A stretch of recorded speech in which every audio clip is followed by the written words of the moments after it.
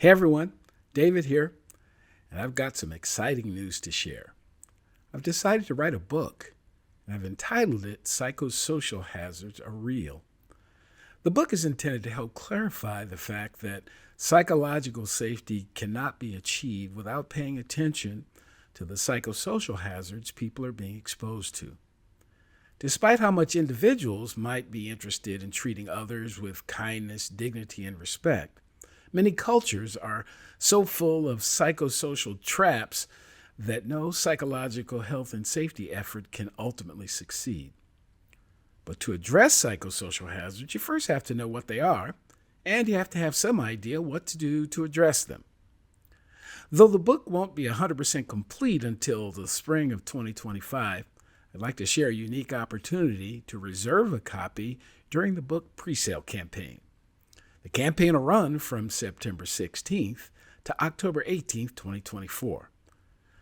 This will be an opportunity to get one of the first copies of the book, tickets to the book launch event, and other opportunities to learn more about psychosocial hazards. For more information, you can go to my personal LinkedIn or Facebook page, or the LinkedIn, Facebook, or webpage for ID2 Solutions. Don't miss out on this unique opportunity. Now, back to this episode of the podcast. There are times that the most effective way to reduce exposure to psychosocial hazards and the resulting harm they can cause is to raise awareness of the hazard through speaking up. Speaking up is also considered in some cases whistleblowing, and it carries implications for the person who does speak up. We'll be discussing an organization that was built specifically to support whistleblowers. Up next on this episode of the Psych Health and Safety USA podcast. From Flourish DX, this is the Psych Health and Safety USA podcast. As workplace mental health has become a global priority, there's a greater focus on addressing psychosocial hazards. Each week, we look at psychological safety from an occupational health and safety perspective. Let's talk psychological health and safety. Welcome to this week's Psych Health and Safety USA podcast. I'm your host, Dr. I. David Daniels, and I want to thank you for tuning in. Each week, we seek to increase awareness of the importance of psychological health and safety by learning from the lived experiences, research, and expertise of our guests, as well as advocating strategies to reduce harm and minimize vulnerability to psychosocial hazards in the American workplace. So folks in the workplace that decide to become whistleblowers face numerous psychosocial hazards, including retaliation from employers, which can manifest as harassment or termination, and potential blacklisting within their industry, making it difficult to find new employment. Legal actions may be taken against them, and their reputation could suffer, affecting both their professional and personal relationships. Financial strain is another concern, as whistleblowing can lead to lost income and hefty legal fees. Additionally, the emotional and psychological toll of exposing wrongdoing can be significant, leading to stress and anxiety.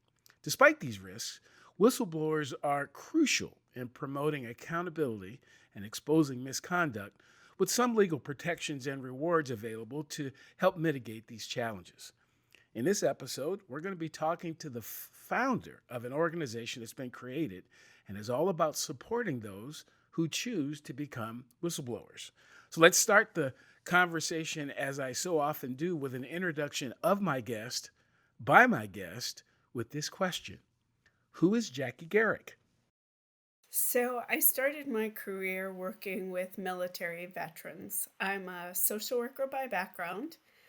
Graduated from Temple University a very long time ago and have spent the better part of 30 years working with the military and veteran community. I'm a former Army officer myself and was at the Pentagon actually working as the founding director of the Defense Suicide Prevention Office when I made my disclosure about what I felt was an attempt at contract steering towards a company where somebody had been a vice president and husband was sub to the prime, and I thought, well, you should recuse yourself. You shouldn't even be talking about this company or this contract. And that got me sideways with her, with the Defense Department, and before I knew it, I was the bad employee and was removed from my position. And that's when I filed my whistleblower retaliation complaint in, I guess that was in 2015. And my case settled in 2020. And the administrative law judge agreed that there had been animus and retaliation. He put that in his decision. And that's when I won my case. In 2017, I had started Whistleblowers of America. And so by 2020, I was able to use my winnings to build our nonprofit. And that's how we've been able to survive this long as a small nonprofit that's dedicated to peer support and mental health of whistleblowers. Wow. Uh, Even before I ask you this next question, thank you so much for your service to the country and your courage to stand up where you need to stand up. Uh, so, what one other question that I ask everyone who comes on is, what does psychological health and safety mean to you? So I think about it in terms of what I call the workplace promise. And we have our conference is called the Workplace Promise Institute.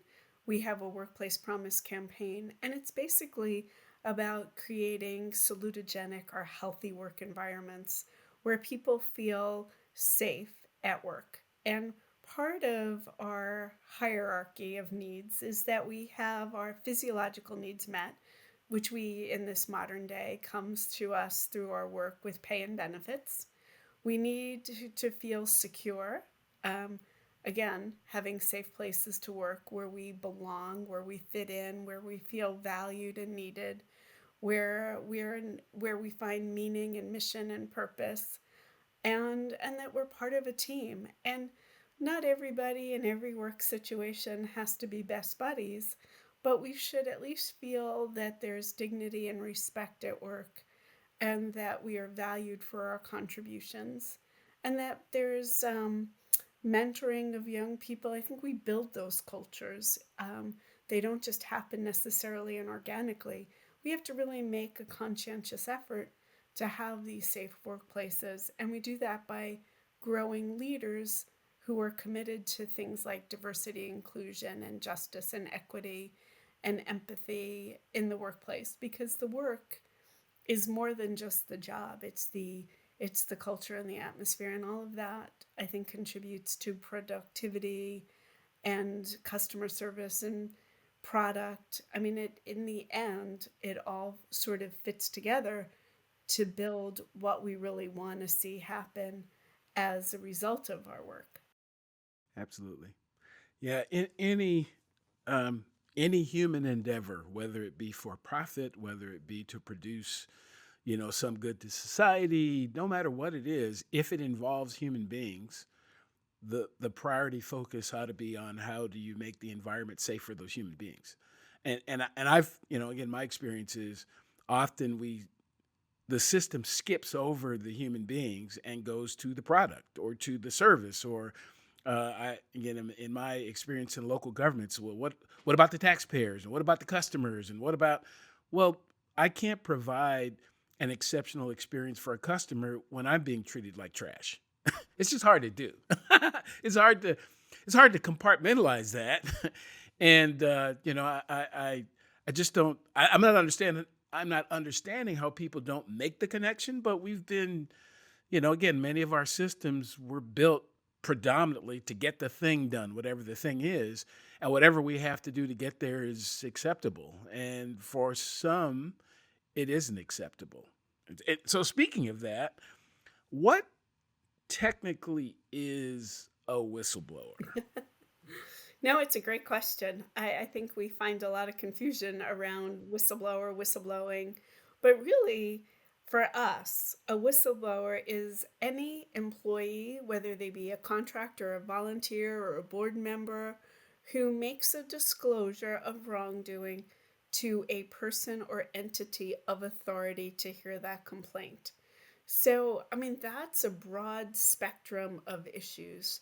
That's anything from things like fraud, waste, and abuse, money laundering, human trafficking, human rights violations, discrimination and harassment in the workplace. Um, as far as your imagination goes, is anybody who makes a complaint, files a grievance. I mean, that's all whistleblowing, whether it's with the Security Exchange Commission or the Equal Opportunity Commission. I mean, any kind of violation. So we think about it in terms of corruption and human rights violations, which entity and how you make a disclosure can really vary. But in the end, it's really about knowing something was wrong or believing something was wrong and trying to get some redress for it. Doesn't mean the whistleblower has to be 100% right. It just means they have to be listened to.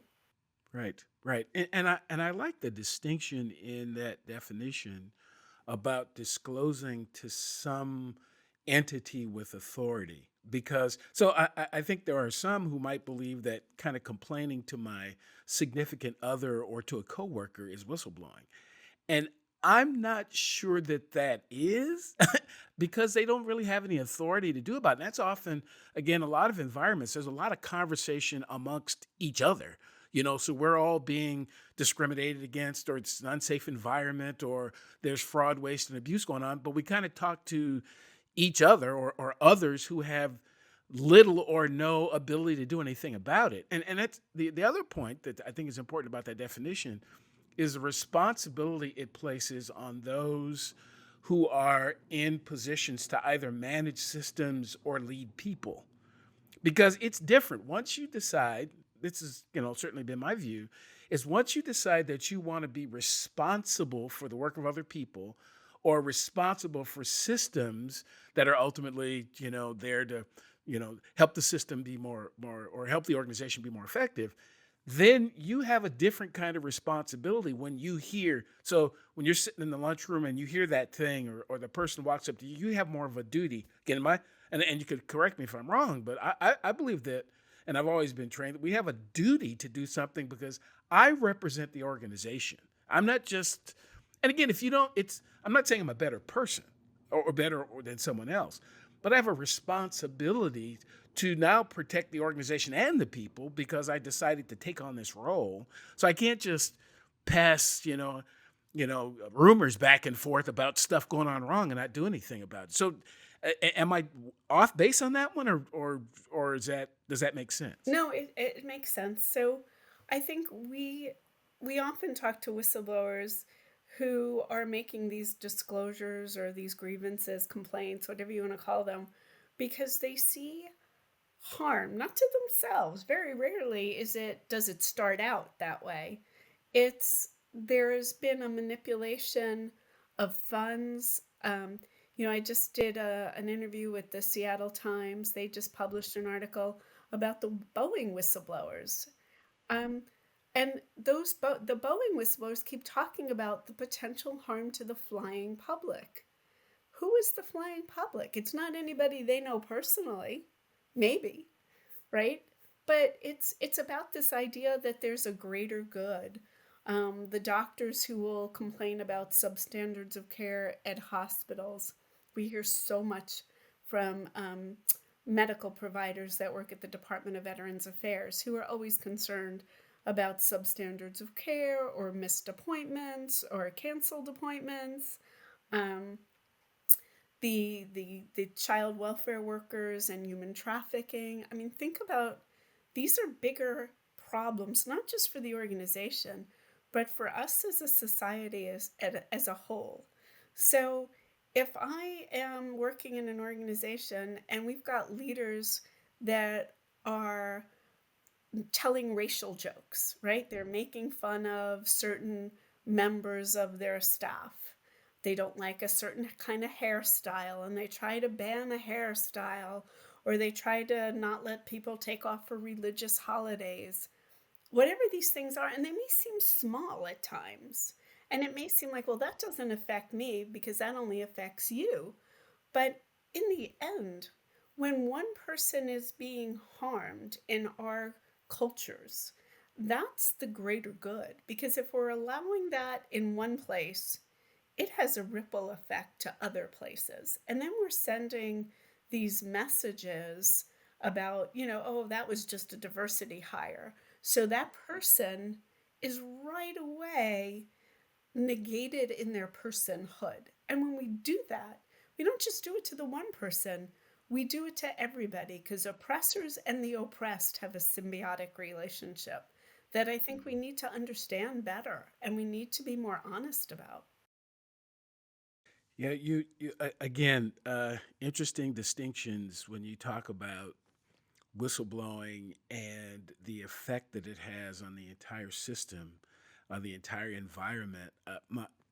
The definition in my research of a psychosocial hazard is a psychosocial factor that's perceived or experienced by the person exposed as threatening to them to the extent it causes them to act differently. And I can be in an environment and see something and go like, that seems a little off. But it doesn't cause me to really do anything about it because just because a person, for example, showed up 5 minutes late doesn't necessarily warrant, in my case, that wouldn't necessarily warrant me whistleblowing because they came in. Now, if that happens over a period of time and I start to notice a pattern of behavior, I might be concerned. But that initially, it's based on the perception or experience of the person. We all see these slightly differently. And again, I love the connection that you're making to how it affects the entire system. Because if the system says that we're about ethical behavior and that the one that I get asked to talk about for I don't know, maybe it's not obvious, but I get asked to talk a lot about diversity and such, and often uh, I'm of the opinion that folks have looked past my expertise and only looked at how I look, and that's why I got invited. But I'm okay. I'm okay when organizations who say that they have equal opportunity employment, and you look at the people who are there, and there's nobody who looks like me. So I go, how equal actually is it? And I'm not suggesting at all that people don't have good intent, but the system itself wasn't built for black people, wasn't built for women, wasn't built for gay people, wasn't built for pregnant people, it wasn't built for that. It was built by whoever built it, and it was built to be safe for them and their view of the world and what they thought was ethical or right. The challenge is when we particularly, and back to your earlier example, when we talk about government is there for all of us. It's not intended. I mean, this might be a bit high-minded on my part. It's not intended to benefit any particular group over another, not necessarily. It's supposed to be about the greater good. And if we're going to be racist, sexist, homophobic, or what have you, there's some days I wish folks would just be more honest about it and just say that, seriously, we're about you. When you get into when you join the mafia or a street gang, you know what they do. I mean, you know what they do. And when you get initiated, you know that we're going to be stealing stuff and killing people. The sad thing about it is we have, again, these institutions these organizations who say that they're fair, who say that they are, ethical, who say that they're safe. But the actions and what's demonstrated suggests something different. So again, I think it's important for this. Let's be honest about this. And if you're going to tell people that they're going to be protected here, then that people should feel protected. Well, and I think they are being honest about who they are. You just have to be willing to see it and hear it. We have a new US Congress coming in that are all white males. For the first time in decades, there are no minorities and no women in any leadership positions. I think of that as the boomerang that hits back. The people with power want to keep power, and wherever you go, like I mean, whether it's whether it's street gangs or the U.S. Congress, right? I mean, people in power want to hold on to their power. They don't want to hear competing or dissenting voices, and so that to me is the one-two punch of whistleblowing. One is the whistleblower is doing what they think is their job in the first place. They're talking about harm to patients or the flying public or children in welfare. Um, they're talking about the taxpayer fraud and shareholder fraud. They're talking about those things, and then that's when this retaliation happens. And so they're thinking globally, but now they're having to react on this very micro level of how it affects them personally. So I'm I'm the whistleblower who has reported, international banking and corruption and fraud in these big institutions that affects taxpayers, shareholders. It really affects everybody. But now they make the case about me, and I'm fighting for my reputation. I'm the one unemployed. I'm the one who's having to spend all my money on attorneys. I fight my battle for me, but it's also what I'm fighting for you. I mean, why should the individual whistleblower think about this? I mean, the individual whistleblower has to go out and get an attorney. Big bank, big corporation, they have in house counsel. Governments have in house counsel. They don't care how long these cases last. Those people go to work every day, and whether they work on your case or read the newspaper, they're on payroll and they're happy for this case to go on for 10, 20 years. My case took 5 years. And I thought that was a long time. But then I meet whistleblowers, they're in their seventh year and they're just concluding depositions. So these cases go on a long time. They can cost hundreds of thousands of dollars that the whistleblower is taking out of their life savings, their children's college fund, which is putting stress on marriages, causing divorce. We're sending kids to school that are now stressed and worried. Like, I don't want to go to school because, they're threatening mommy. And what if something happens and I'm in school? Maybe she would be safer if I was home. And we see kids that have been hospitalized. So the impact has this ripple effect to families as well as to other coworkers who then are, the message is be a bystander, don't say anything more.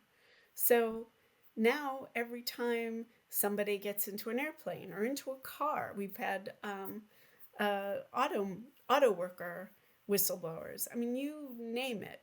Drinking water whistleblowers. If the water is contaminated in your city, and I'm the one who says, hey, there's rust in the pipes, but now I have to pay hundreds of thousands of dollars to protect 50,000 citizens from drinking contaminated water.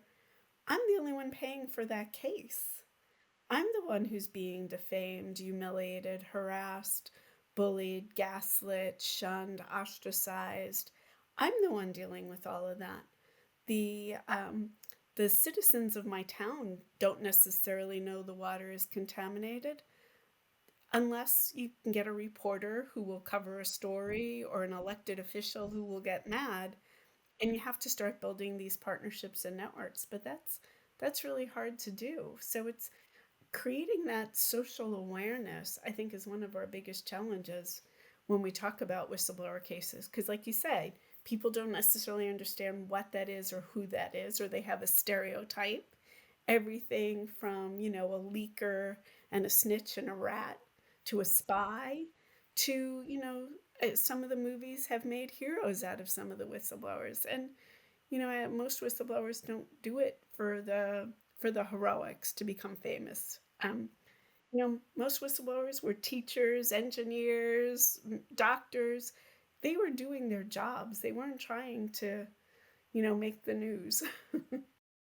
Yeah, that does kind of lead to the next area I wanted to pry into a little bit because I again you caused me to think about a situation and I talk about a little bit in a book I have coming up that about a situation where I reported or let me see honestly. No, it was reported to me that the organization where I was in charge had a situation that involved federal tax evasion.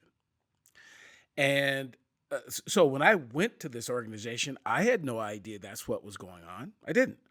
But when I found out about it, it was like, yeah, no, we're gonna change that thing. We're gonna fix that thing. So we had our attorney go to the IRS. The IRS it self-reported, said, look, this went on before I got here.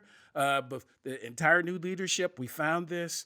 The IRS was, kind enough to say, okay, you can, as long as you pay the back taxes, then we're not going to hit you with any, fines or, any of the fines for it being late. Good. We thought we were all good there, but then we had to go to the situation involved an employee who was overpaid. Basically, we had to go to the employee and talk to the employee about, well, you really need to repay that money because that's public money, and we can't gift public money to you. So it's not your fault, but but you're gonna have to pay that back over time, and that turned into a horrific situation for me. Just horrific.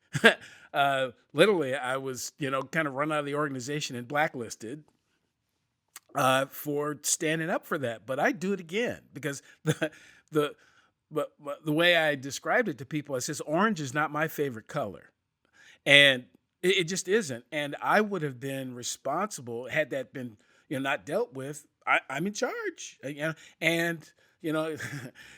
Particularly people like me don't get away with that kind of stuff. We end up in prison. So I just didn't want to do that. And I say all that to say my motivation was I didn't want to go to jail, to be quite honest. I mean, that was kind of I perhaps could have gotten away with it, but it just seemed like, yeah, no, that's not something that I want to do. So my question to you is, what are some of the motivations that you have seen that may have been different from yours that people they become a whistleblower for they're motivated by what are some of the motivations that cause people to speak up? No, that's a great question. So when we wrote the book, The Psychosocial Impacts of Whistleblower Retaliation, Shattering Employee Resilience in the Workplace Promise, and when I say we, my co-author was Martina Buck, and we started with that actual struggle. It's like, well, what makes people want to be whistleblowers as opposed to bystanders? And then I've been working on my dissertation. So I've been diving into that a little bit more to understand that propensity. And I think there is this, what makes us have a moral compass? Who do we learn from, and who are our role models? And I think that all becomes really important when I get a chance to really interview whistleblowers and dive deep into their backgrounds. I find all kinds of really interesting things. People who grew up in religious families, in survivor families, where there's been, like Holocaust survivor families, where that idea of standing up against the Nazis and how dangerous was that, and the few people who really took those risks, right? The people of the children who, and I say children because the human rights movement or the civil rights movement and Dr. King, I mean, that was so long ago that our younger generation don't know those people, don't have those memories. Um, it's still the night Barack Obama was inaugurated, and I was in D.C. and we went to one of the inaugural balls. I just remember just the tears and everybody had Bobby Kennedy on their minds that night because he said, and someday in America a black man will be president, and that was in 1961, I think that was. So, I mean, it was the realization of those ideals that we won't talk about again the boomerang that hits us, but I think that's where we're at right now. Is we have generations who grow up and learn from a previous generation, and they, from their parents and their grandparents and their teachers and their coaches, who are their role models, who is teaching them. And I think that's what causes this propensity to be a whistleblower versus a bystander, is who taught you your ethics and your values, and what are some of the things you believe in. If you come from a military family and a culture and a history of selfless service, then you might have more of a propensity to want to be that. If you come from an immigrant family and you've had to really fight your way to be in this country, or you don't have that legacy wealth and you've had to build your own. Um, those are different values and different character pieces that I think are what we need to really remember and capitalize on, especially again as new generations. Every year we graduate a new generation of college kids that go into the workplace. And that's where I come up with the idea of be a giraffe. Like, how are we teaching them business ethics so that they move forward making moral decisions, whether they have it in their family background or not? um, is that they have that mindset to think about what their ethics are and what makes us a moral community, and when are we standing up and sticking our necks out, risking criticism, not just for ourselves, but because it's the right thing to do for our entire society. Do you need more psych health and safety in your life? Then head over to the Flourish DX Academy for several free on-demand e-learning courses. If you're an internal professional, follow Flourish DX on Eventbrite to register for any of our free fortnightly interactive webinars. Our flagship professional practice program is also exclusively available for internal professionals. The 12-week course blends theory, applied practice, and interaction with other professionals through live lectures and a monthly community of practice session. Find out more about all these learning opportunities or inquire about a bespoke in-house training at the Flourish DX Academy. www.45003.org. Now back to this episode. The thought about sticking your neck out is an interesting one, and it causes me to think also, in addition to that, why is it that we don't spend more time and effort creating spaces where people don't have to stick their neck out because we don't do that type of thing? or that speaking up is so much a part of the culture that things don't necessarily get that bad, because that's what we're looking for, this kind of continuous improvement. And if something isn't working, I find it interesting, again, folks, particularly in leadership positions, even if I want to maintain power, even if that's my reason, wouldn't I want the system itself to keep the kind of reputation that will allow me to keep the power?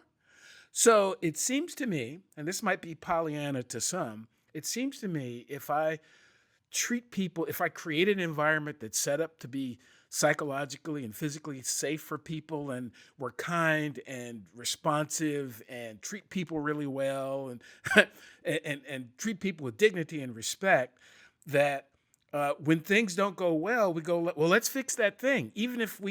Let's all work together to see how we can fix it. And it's not, I'm okay with people telling me it doesn't work because I don't know everything. And so when you bring it up, that's our opportunity to be better, our opportunity to be the example of the promise that we've made to people. That's our opportunity to be better. But it's interesting that that some organizations, I should say, because I think this is learned behavior. I do. Just like you mentioned, people learn to be crooks.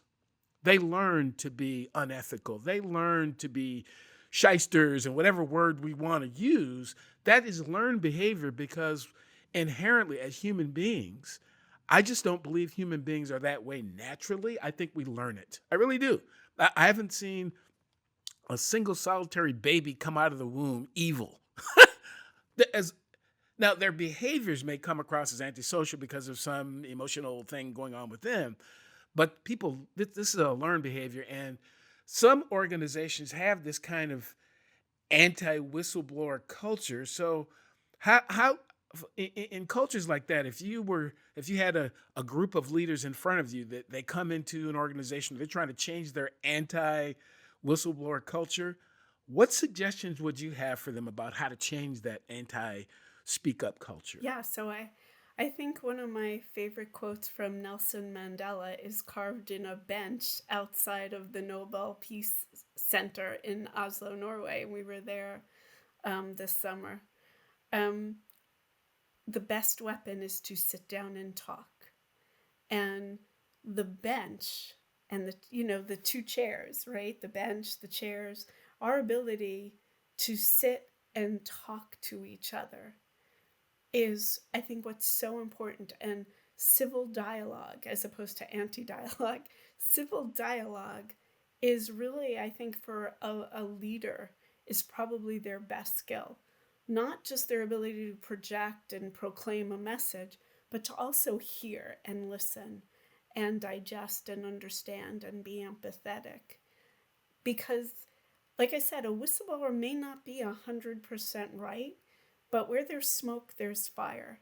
And if you've got somebody in your culture saying, we're doing this wrong or it's broken, instead of it becoming an adversarial relationship, which is what I see way too much, right? I mean, whistleblowing should just be a normal part of continuous process improvement or total quality management, whatever school of thought, right? Deming and Berwick. And you think about all these organizational development leaders and their quadrants of what good leadership is. One of them is about employee engagement and listening. And if you can't listen, even if it's bad news, especially when it's bad news, airplanes are going to fall out of the sky if we don't have good quality management. Instead of telling that person, look, you're slowing down production, so sit in the corner and shut up. If we don't listen to that person and airplanes fall out of the sky, we can't just think about that as, calculated risk. We have to really think about the implications more broadly. And I think as leaders, we have to really listen to what the employees are telling us, because even if they're wrong, they might be seeing something that potentially could be a problem down the road or something that we can fix so that it works better for production. Um, Sometimes that's a balance because, leaders are making financial decisions and production decisions and service delivery decisions on a greater scale. But if you don't bring in your employees into the conversation with whatever their message is, then you're really missing out on an opportunity to learn and grow your business. I can absolutely tell you, after 3 decades of being on and around fire trucks, that where there's smoke, there's fire. uh, there are a lot of businesses that burn to the ground because the person who first smelled the smoke said nothing, and had someone simply went to find out what the smoke was, where the smoke was coming from, that their entire system might still be existing today. And that's another of these conversations I have about psychosocial hazards, that often, again, I perceive it to be a threat to me. It may not be to you. And it can actually be resolved pretty easily. It's a simple fix if you'll listen. But if you don't, two things happen. One is that problem could actually get bigger and could impact other people. And you're also telling me something about how you feel about me. Because you're going to need me to participate. You're going to need me to trust you down the road. And if I can't trust you on something that small, I won't trust you on the big things. I won't. I won't go with you on this big, and it doesn't necessarily mean that, I can stop it, but I may leave. I mean, and I think that's what's going on with a lot of organizations today, is that folks are having difficulty recruiting and retaining top talent because you're trying to recruit people into something that they know won't be what you say it is, because they can figure it out now. You can't. It's harder to hide than it used to be. They can read the reports. They can talk to other people. There's social media. There's all these ways to find out on the one hand. And so I know that what you're saying isn't correct, and I know that you won't protect me. Or there's a situation where it was good, but now it's kind of going sideways. And when I bring it up, you won't do anything about it. So in either case, you had the opportunity to actually be what you say you were, to be authentic, and you kind of missed it. So, and again, I say this about organizations all the time. They have two choices: evolution or extinction. You pick. So tell me a little bit about what motivated the creation of Whistleblowers of America, and what does it do? So it's a peer support program. We're a network of volunteers who help each other get through cases. So when I was going through my experience, I had no idea what I needed, what to do. I was definitely feeling the spiral of being all of a sudden pushed from being in a position where I felt very appreciated and responsible to now all of a sudden everything I did was being questioned. I was being labeled as disgruntled, disruptive. I forget exactly the words that were in the emails, but it was nasty. I was being portrayed in what I felt was very unfair, because all I had ever tried to do was the right thing. I'd spent a career working with military veterans. I cared about our mission. Um, and I remember just being in this emotional state as all this was unfolding, and then trying to figure out, well, what am I supposed to do? Like, how do I save my career? How do I save my program? It was that, again, that 1-2 punch. There was a problem. I saw what was going to happen to the program, or what I felt was going to happen to the program. Um, and then what was I going to do with my own career and my own livelihood and my own family? And so you start looking for, well, who's here to help you? And the first time I had contacted HR and I told her the backstory, and she said, "Oh, you're a whistleblower." I was like, "No, no, no, no, no. No." And she said, "Yeah, you have a PPP case." And I was like, "What is PPP? A prohibited personnel practice?" And so it was HR who kind of coached me through, and she gave me links and websites, and I went to, I started to have conversations with all these government organizations I had never even heard of before: Office of Special Counsel, Merit System Protection Board, the OIG, the Office of Inspector General. Like, who knew what those things were? And at one point, I was talking to the lawyer at OSC, and she said, "Well, I'm not your lawyer, so I can't give you that advice." I'm like, "What do you mean? I thought you were the person assigned to help me." And she kind of explained the limits of her role, and I thought, I need to figure this out. I'm on a train going somewhere. I don't even know where we're going. And that's when I started looking for other people to talk to. And it was a very random hallway conversation with somebody who said, "Oh, I know who you need to talk to." And he started telling me that there was more of a backstory and things I didn't know. And he started connecting me, and then the one person connected me to another person, connected me to another person. And I thought, oh, this is really powerful. I'm starting to feel empowered, like I'm learning things from these people. And it was, it was one of the whistleblowers I had connected with who said, "Yeah, you've got to file your complaint. They're going to dismiss it on jurisdiction. They're not even going to read what you wrote. They're just going to say dismiss it." So she was like, "Be prepared and write why you have jurisdiction." And she explained all of that to me. And sure enough, I filed. 10 minutes later, there was a motion to dismiss. Like, they couldn't have even have read what I filed. It was just part of the game. And so you start to learn from everybody else. Even opposing counsel, I started to listen to him. And I thought, oh, this is my friend, not my enemy, because he knows stuff I don't know. And in conversations with him, even, when we were on break, and, he would start talking about other cases that he had, I was making mental notes because he was teaching me something, even though he was opposing counsel. And I started reading things he wrote and looking up like other things he had. And so it gave me a template for how to handle my own case, because I ended up being pro se. I had an attorney for a little while, cost me about $7,000. And then I was about to leave government, and she said, "Look, you're going to be unemployed. The next step is depositions, and that will cost you $70,000 easy, depending upon how many depositions we have to do." She said, "You're a smart girl, go figure it out." And that's when I was like, we need this network. And that's what started Whistleblowers of America. And then I started posting stuff online. And I got to chatting, virtually with this woman. And she endorsed having a gun. She was a law enforcement officer. And she said she'd been going through the similar things to me. And she was seriously thinking about killing herself. And I thought, I've done combat trauma, and suicide prevention for decades. This sounds familiar.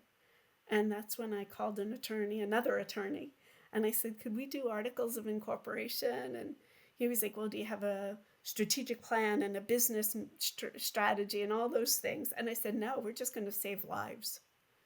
And that became my commitment for growing Whistleblowers of America as a peer support network.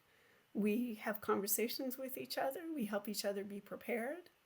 And hopefully, we're going to save some lives, because people do become very depressed, diagnosed with PTSD, anxiety, panic attacks, and we have seen whistleblowers who have died by suicide. We just saw the AI whistleblower, young fellow, who died by suicide very recently.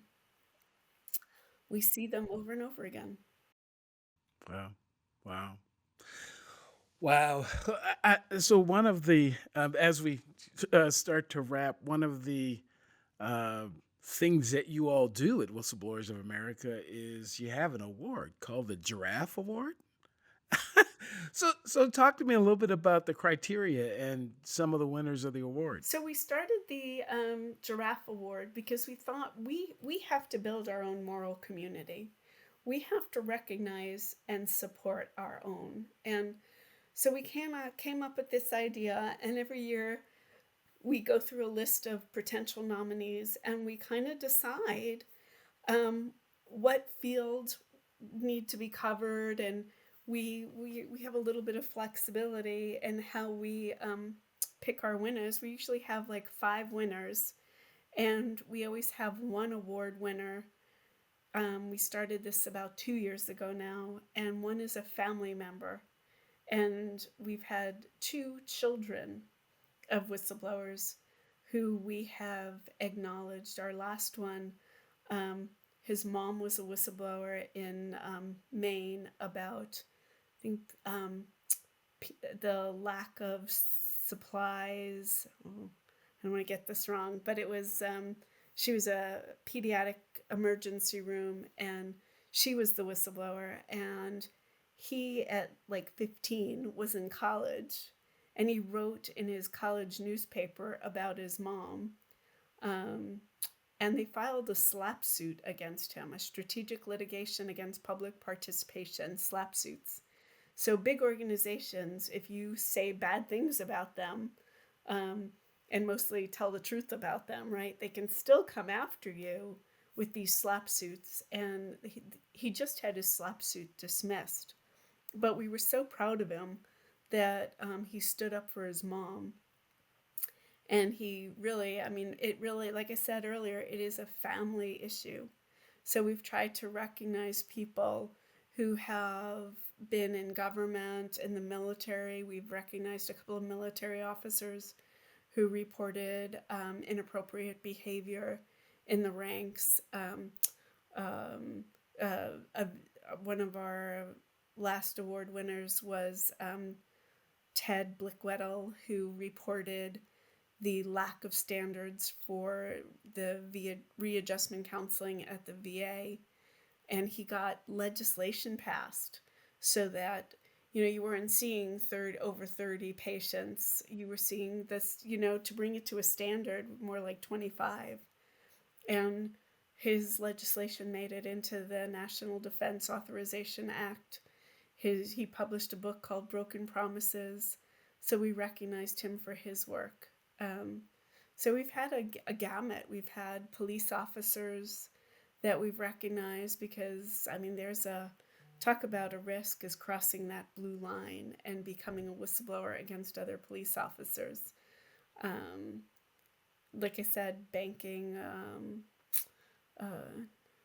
sorry, I got to think, academia, the, these for-profit fake universities who promise degrees and then take students' money and never refund anything, and the classes are canceled and there's never enough credits, and all that kind of stuff happens as well.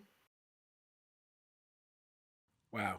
Wow. Wow. Such a fascinating effort that you've initiated to support folks who are doing what they believe to be the right thing. And I often hesitate to use those words good and bad, and Because one person's what they think's fine is just not fine for another person. But these, I've found, and similar to your experience, I've found that people have different reasons for speaking up, but often that reason goes back to how I feel about that thing. There's something about that. It may be great for everybody else, but there's something that doesn't sit well with me. And so I feel it necessary to say something to perhaps change that thing. And perhaps you didn't see it. I try to have, positive intent. My assumption is that most human beings are doing what they believe to be beneficial to them at the time with the information that they have. They do. But there are in some cases that people they go down the rabbit hole, they do things a particular way for so long that they stop seeing the negative consequence it has, particularly to other people and sometimes even to them. And that's another area where I think me speaking up is helpful even to them. I mean, I do it because I think it's going to affect me, but by speaking up, it can probably help you because you're obviously not seeing this. So I need to help you see it.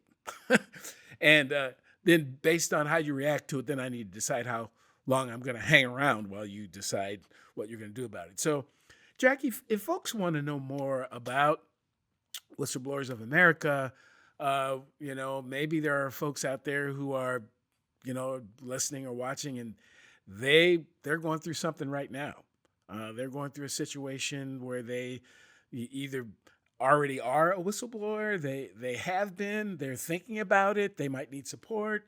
What's the best way to get in contact and find out more? So we have on our whistleblowersofamerica.org website, there's a contact us kind of page. You can do that. You can sign up for our roundtables. We do one every month.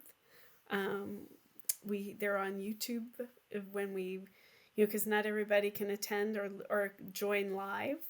So we repost all our roundtables on our YouTube channel, and we're on all of the podcast platforms as well, so you can listen to them. We do an annual Workplace Promise Institute, our conference, usually in the DC area in September around Labor Day. We just started our 2025 planning. We were talking about that this morning. So there are a couple of ways to reach us. Follow us on LinkedIn, Facebook, Twitter. We're on all those platforms, or X. We're on all those platforms. You can find us, follow us, listen to our roundtables, listen to all our social media.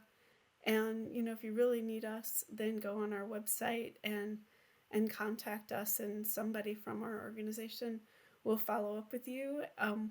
Many times we try to connect people with someone who's had a similar experience. So if you write to us and you've been a banking whistleblower or an educator whistleblower, an engineer, we'll try to find somebody who's had a similar background to yours and reach out and try to connect the two of you. So that somebody who has a similar experience or case running through the wickets is somebody you can connect with and talk to, who can help guide you. Absolutely. Well, Jackie, thank you very much for taking time to have this conversation with me. I count it a blessing to be able to run into folks who are doing, some might call it the Lord's work, others might call it just the good work, they might call it all kinds of things, but this really feels like it's important work that you're doing. And it also seems like it has a real health and safety implication for organizations in general. That if people can feel that the organization is actually attempting to be what it says it is, and trying to do the right thing, that when people speak up, some will take advantage of the opportunity and do better, but those who don't, that's okay. There's now a place for the person who spoke up to go to get the support that they need. So again, thank you very much. Thank you very much. And if you're watching or listening to this podcast for the first time, welcome. I hope something that you've heard will bring you back to a future episode. Previous episodes of the podcast can be found at psychhealthandsafetyusa.com. You can watch, like, subscribe, and share the podcast on the Flourish DX YouTube page. And please do join the Psych Health and Safety USA movement by connecting and becoming a subscriber on LinkedIn. So until next time, stay tuned and look out for the next episode of the Psych Health and Safety USA podcast.